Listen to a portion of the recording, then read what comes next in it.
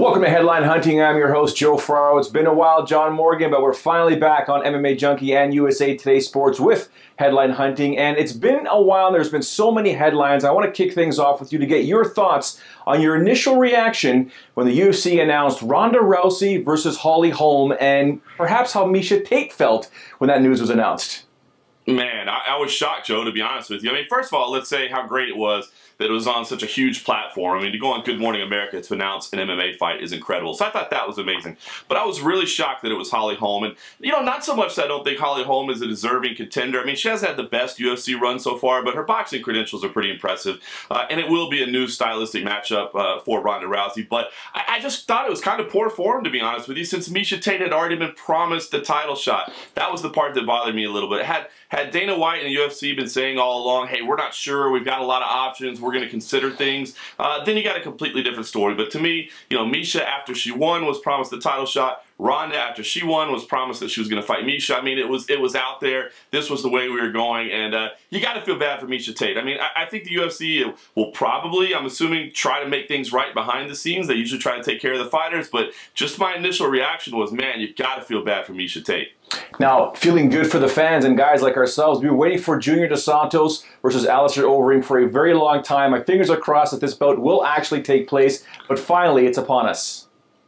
Yeah, that's exciting. Very, very exciting. You know what's incredible about it? I mean, we've been thinking about it for a long time. I mean, stylistically, these two guys coming together looks like it's going to be fireworks for sure. And don't you dare mention the dreaded injury bug, my man, Joe. Don't you curse this fight, because I want to see it. What's really crazy to think about, though, is we don't even really know what it means in the heavyweight division. I mean, the heavyweight division is so fun right now and so stacked right now. I think more exciting than it's ever been before, that the winner of this is certainly in line for a big shot, but I don't think they're guaranteed a title shot, and that's pretty incredible.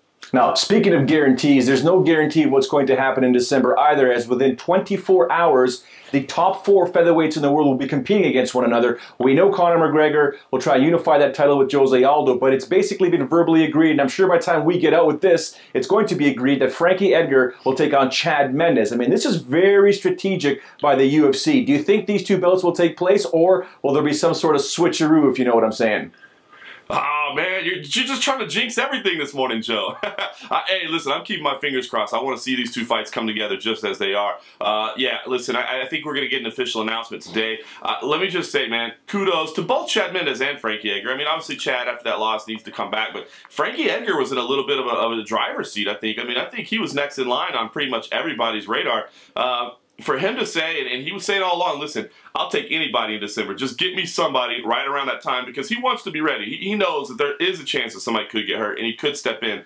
But to take on a guy like Chad Mendes, man, Frankie Edgar, just cannot say enough about this guy. He says he'll fight anybody, anytime, you know, any place.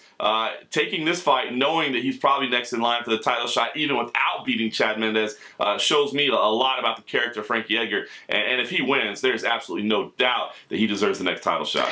And speaking of guys at 155 pounds that basically sent a message to the division, instead sends a message to the whole world that he's retiring, Frankie Perez takes out Sam Stout and calls it a career. Shocking, shocking. I mean, I guess you got to respect a guy to say that, you know, he knows what he's doing and he knows what's right for him and his family.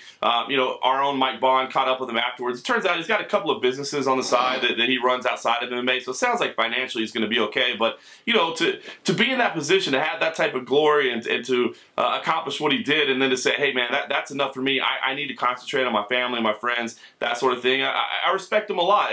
And then, you know, I've said it before, but I'll say it again. Kudos to the UFC as well, because it's not like the guy was being, you know, hiding the fact that he was retiring. He said it right there in the cage. And for them to go ahead and give him the $50,000 performance of the night bonus afterwards, knowing that this is a guy they'll probably never see again, I respect them a lot for doing that. It would have been easier maybe to give it to somebody that, you know, investing in somebody's future that's in their organization. But that guy had an incredible performance against Sam Stout and deserved the money. And kudos to the UFC for giving it to him. And, you know, you're speaking of family and friends over the past weekend on Sunday, as Sam Stout, you know, was knocked out by Frankie Perez. I was with Stout's family, his mom. I was with Mark Hominick, Boss Rutan at the 4th annual Sean Tompkins Memorial Golf Tournament. I was lucky enough to MC it, but felt unlucky to be in the same room with so many people that saw Sam Stout go down like that. And the overall reaction from pretty much everyone there, and obviously I'm not going to name any names, was perhaps Sammy should consider hanging up his gloves. I mean, I agree with that. I mean, these were shots that he used to walk through, and not that he's not a great fighter, because he's a fantastic fighter, but it looks like the body can't handle those punches anymore.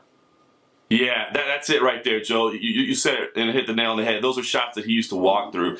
You know, Sam Stout is still a relatively young guy, despite all the experience that he has in the sport. And he's, as you know, of course, Joe, one of the nicest guys you'll ever meet. Certainly, you know, deserving of his spot in the UFC and deserving of all the successes that he's had. But yeah, you know, when the chin goes, and there's nothing you can do about it. And Sam has been very honest about his journey to this point. You know, he took some time off, thought that might help. That didn't really help. So he got back to action, you know, really quickly. It's just everything he's tried isn't working. And as we've seen over and over in combat sports, sometimes the chin just goes. And the last thing you want to do is risk permanent injury to yourself, especially when you're talking about potential traumatic brain injury. Sam's a smart guy. He can do other things outside of the sport. He can do other things in the sport other than fighting in the cage. And yeah, I will never be one to tell a fighter they have to retire. Certainly that's something they have to decide on their own, and these men and women all deserve our respect. But yeah, those are shots that he used to walk through, and I think it's going to be time for a serious conversation, and hopefully those around him that love him and care for him can be honest with him. Absolutely. John, thank you very much for your time. Look forward to catching up with you next week. Always a pleasure, my man.